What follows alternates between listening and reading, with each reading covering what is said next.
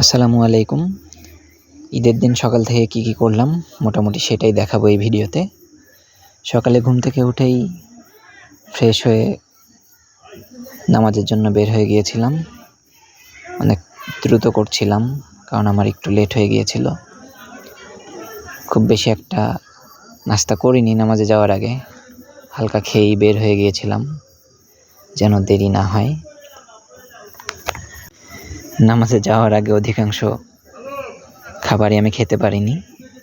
এই সমস্ত আইটেম ছিল, অল্প কয়েকটা খেয়ে রওনা দিয়েছিলাম। আব্বু আর ছোট ভাই একটু আগে বের হয়ে গিয়েছিল, আমার লেট হয়েছিল জন্য তাদের একটু পরে আমি বের হয়েছি। অবশ্য রাস্তাতে যে আবার একসাথে হয়ে গিয়েছিলাম। বাড়ি থেকে ঈদ মাঠ অনেক কাছেই, পৌঁছে গিয়েছি প্রায় ঈদ মাঠে। আমাদের কবরস্থান আর ঈদ মাঠ পাশাপাশি। যাওয়ার পরে ঈদ মাঠে বসে সবাই খুতবা শুনছিলাম। ঈদের নামাজ শেষে যে রাস্তা দিয়ে গিয়েছিলাম তার অপর রাস্তা দিয়ে বাড়িতে গিয়েছি। এটা রাসূল সাল্লাল্লাহু আলাইহি ওয়াসাল্লামের সুন্নত।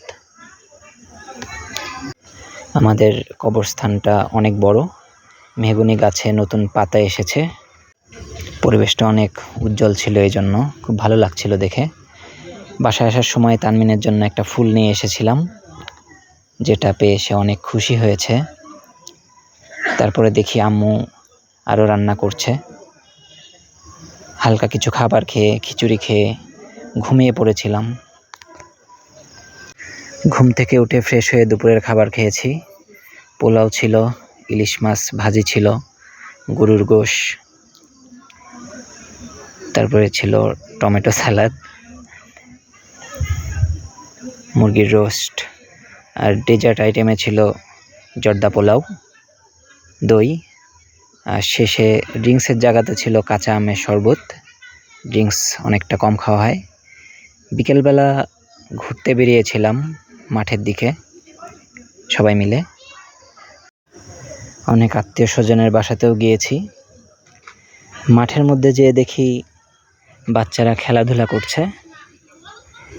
একটু গেলাম ওদের কাছে, যেয়ে দেখি ওরা পটকা ফোটাচ্ছে। কাছে গেলাম, বেশ ভালো লাগলো। ছোটবেলায় নানির বাড়িতে গেলে এই পটকাগুলো ফোটানো হতো।